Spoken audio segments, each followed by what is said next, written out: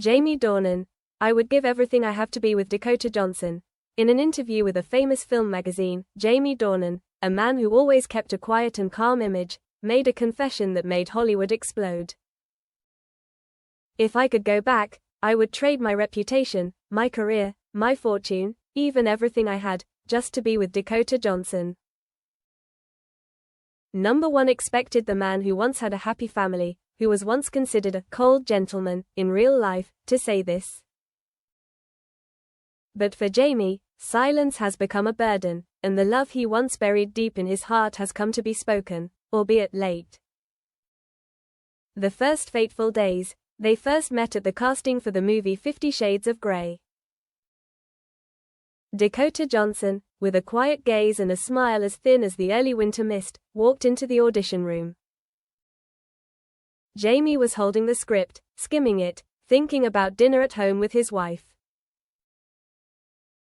But when their eyes met, even for a split second, time stood still. She walked in as if all the sound in the room had been sucked away. Not because of her appearance, but because of her silence. Like she carried another world inside her, Jamie recalls. Dakota was unlike anyone Jamie had ever known. No pretense, no forced charm, but her eyes held more than words could explain. A love without words. For 3 seasons, they acted together, lived through each haunting scene. Some say they were the most compatible co-stars ever on screen. Others say their chemistry couldn't have come from mere skill. And Jamie knew, they were right. There were days when we shot for 14 hours. When the cameras stopped, everyone went to dinner, and Dakota and I just sat together in the dressing room, not saying anything. Just being together. That's what I remember most. There were no confessions. No real kisses behind the camera. But the way she smiled when he teased, the way he unconsciously looked at her in the rearview mirror when they were in the car together, the way they understood each other with just a look in the middle of a crying scene, all of it wove in a quiet, deep, and painful feeling. Real life, the unsurpassable barrier. When Jamie returned home, he was a devoted husband. A gentle father. He had never betrayed his wife. Never crossed the line. But the feelings, which could not be controlled, grew deeper.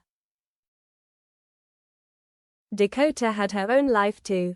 She never pressured, never texted unnecessarily, but at premieres, when they met again after months apart, her eyes were still the same, and Jamie felt it clearly.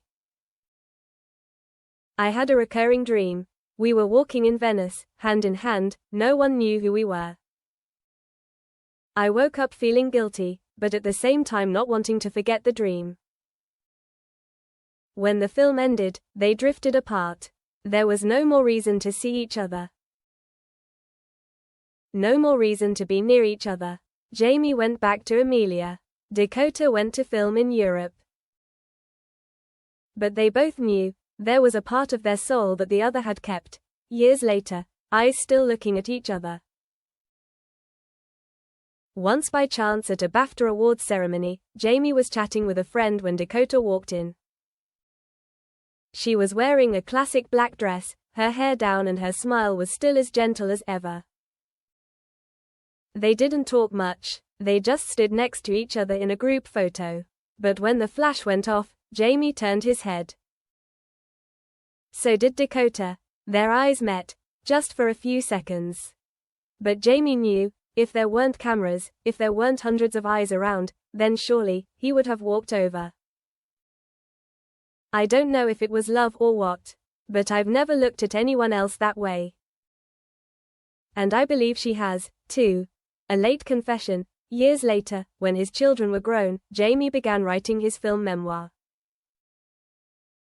The book was originally just about his career, but then, one quiet night, he wrote a chapter without intending for anyone to read. The chapter is called Dakota. When asked why he decided to share, Jamie smiled sadly. Because it's too late to change, but not too late to admit. He said that after leaving 50 Shades, every time he watched the scene, he didn't see Christian Grey. He only saw a man trying to hold the eyes of the woman he couldn't have. I traded time, youth, many opportunities. But if I had dared to give up everything, dared to leave everything safe, maybe I would have been happy. Maybe I wouldn't have to write this chapter alone. Dakota, the one who never blames. When Dakota was asked about the chapter written specifically for her, she just smiled, a very Dakota smile. I know he always thinks about me. And I do too, but we chose a different path, because it was the right thing. We loved each other, not to possess, but to keep. Number drama. No blame, just two people who loved each other in silence, still watching each other from afar, still unable to stop wondering if. I accept the trade-off. Jamie ended the interview with an affirmation, making the whole world stop. If I had the chance to do it again, I would be willing to trade my career, my reputation, my money, everything. Just to walk up, hold Dakota's hand, and say, "Can you wait for me?" He didn't say it with regret. But it was the voice of someone who had freed himself from 10 years of silence. And when the studio lights went out, Jamie quietly left the auditorium. Outside, the world continued. But perhaps somewhere, Dakota was smiling and whispering in her heart. I waited, but you didn't come.